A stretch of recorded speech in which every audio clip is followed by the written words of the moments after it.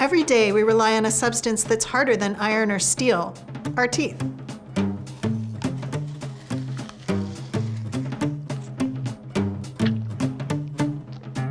So if teeth are harder than steel, they must also be harder than bone. And if they're harder than bone, then why does your jaw, which is made of bone, not crumble under all that pressure? There's a bit of tissue called the periodontal ligament, or PDL, around your teeth under your gums. The PDL is a shock absorber, cushioning your jawbone from all the chewing forces. Okay, so far so good. But what if your teeth come in all funky? Sure, it looks kind of goofy, but that's not the only reason that somebody might want to fix it. Funky teeth can interfere with the way you talk and the way you eat. So how do we fix this?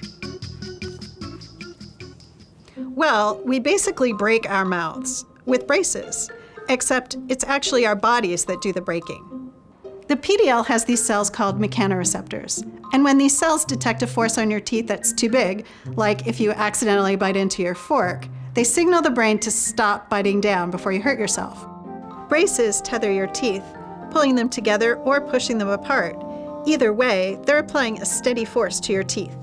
And when mechanoreceptors in the PDL sense this kind of smaller but sustained force, they signal cells called osteoclasts to the area, which spew out acid and proteins to dissolve parts of your jawbone.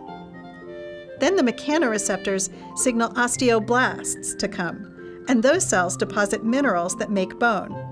Osteoblasts rebuild the jawbone in a new shape that lets the PDL hold teeth in the new position. So braces basically force your body to dissolve itself and then rebuild itself according to their evil whims. Sounds barbaric, right? But your body is actually breaking down and rebuilding bone using osteoclasts and osteoblasts all the time, not just if you have braces. Bone remodeling is just the way our body grows. The infant body replaces almost all of its original skeleton by the time it's a year old. And it happens throughout our entire life. 10% of my bone material is technically new since last year.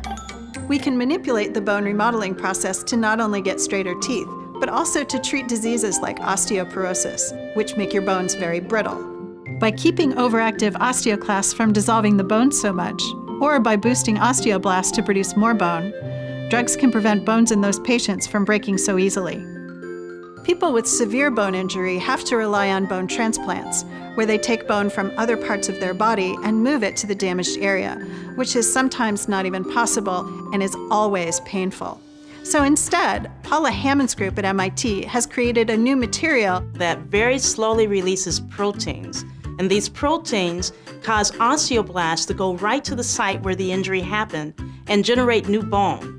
Now, this was a really big deal for us because it's really hard to generate something that very slowly releases the protein. Most of the time, the protein comes out very rapidly and gets swept away in the body so that it no longer has any effect.